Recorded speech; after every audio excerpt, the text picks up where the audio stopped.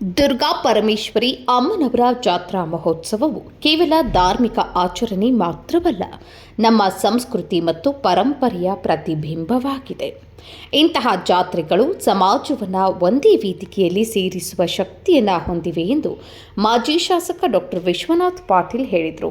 ಅವರು ಮಂಗಳವಾರ ಸಂಜೆ ಬೈಲಹೊಂಗಲ ನಗರದ ಶ್ರೀ ದುರ್ಗಾ ಪರಮೇಶ್ವರಿ ದೇವಸ್ಥಾನದ 17ನೇ ವರ್ಷದ ಜಾತ್ರಾ ಮಹೋತ್ಸವ ಕಾರ್ಯಕ್ರಮವನ್ನು ಉದ್ಘಾಟಿಸಿ ಮಾತನಾಡಿ, ಮಹಾಂತೇಶ ಸ್ವಾಮೀಜಿಯವರ ನೇತೃತ್ವದಲ್ಲಿ ನಡೆಯುತ್ತಿರುವ ಈ ಜಾತ್ರೆ ನಮ್ಮ ಭಾಗದ ಹೆಮ್ಮೆಯಾಗಿದೆ. ನಾಡಿನ ವಿವಿಧ ಭಾಗಗಳಿಂದ ಕಲಾವಿದರನ್ನು ಕರೆಸಿ ಸಾಂಸ್ಕೃತಿಕ ಕಾರ್ಯಕ್ರಮಗಳನ್ನು ಆಯೋಜಿಸುವುದು ಸಮಾಜದ ಸಾಂಸ್ಕೃತಿಕ ಬೆಳವಣಿಗೆಗೆ ಸಹಕಾರಿಯಾಗಿರುತ್ತದೆ.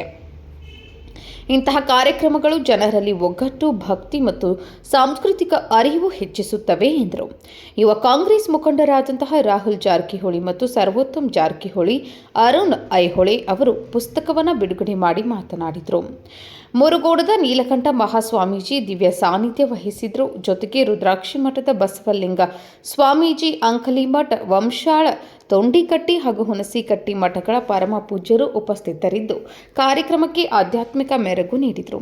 ಮುಖ್ಯ ಅತಿಥಿಗಳಾಗಿ ವಿದ್ಯಾವತಿ ಭಜಂತ್ರಿ, ಡಿವೈಎಸ್ಪಿ ವೀರಯ್ಯ ಹಿರೇಮಠ, ಸಿಪಿಐ ಸಂತೋಷ್ ಹಳ್ಳೂರ್, ಶಿವಾನಂದ್ ಕೋಲ್ಕಾರ್, ಪ್ರಮೋದ್ ಕುಮಾರ್ ವಕುಂದ್ ಮಠ್, ಈಶ್ವರ್ ಕೌಜಲ್ಗಿ, ಶಿವಾನಂದ್ ಹಿರೇಮಠ್, ನಾನಾ ಸಾಹೇಬ್ ಪಾಟೀಲ್, ಕಾರ್ತಿಕ್ ಪಾಟೀಲ್, ಮಾಂತೇಶ್ ಕಳ್ಳಿಬಡ್ಡಿ, ಶ್ರೀಶೈಲ್ ಯಡಳಿ ಸೇರಿದಂತೆ ಅನೇಕ ಗಣ್ಯರು ಭಾಗವಹಿಸಿದರು. ಸಾಂಸ್ಕೃತಿಕ ಕಾರ್ಯಕ್ರಮಗಳು ಜಾತ್ರೆಯ ಪ್ರಮುಖ ಆಕರ್ಷಣೆಯಾಗಿದ್ದು, ಗಿಲ್ಲಿ ಹಾಗೂ ಕಾವ್ಯ ಅವರ ಮನರಂಜನಾ ಮಾತುಗಳು ಪ್ರೇಕ್ಷಕರನ್ನ ಕಟ್ಟಿಹಾಕಿದವು. ಚಲನಚಿತ್ರ ನಟರಾದ ವಿನಯ್ ರಾಜ್ಕುಮಾರ್ ಮತ್ತು ಮೇಘಾ ಶೆಟ್ಟಿ ಅವರ ಹಾಜರಾತಿ ವಿಶೇಷ ಗಮನ ಸೆಳೆಯಿತು. ಉತ್ತರ ಕರ್ನಾಟಕದ ಜನಪದ ಕಲಾವಿದರಾದ ಬಾಳು ಬೆಳಗುಂದಿ, ಮಾಳು ನಿಪ್ನಾಳ್ ಹಾಗೂ ಪ್ರಿಯಾ ನೀಲೋಗಲ್ ಅವರ ಸಂಗೀತ ಕಾರ್ಯಕ್ರಮಗಳು ಭಕ್ತರನ್ನ ರಂಜಿಸಿದವು.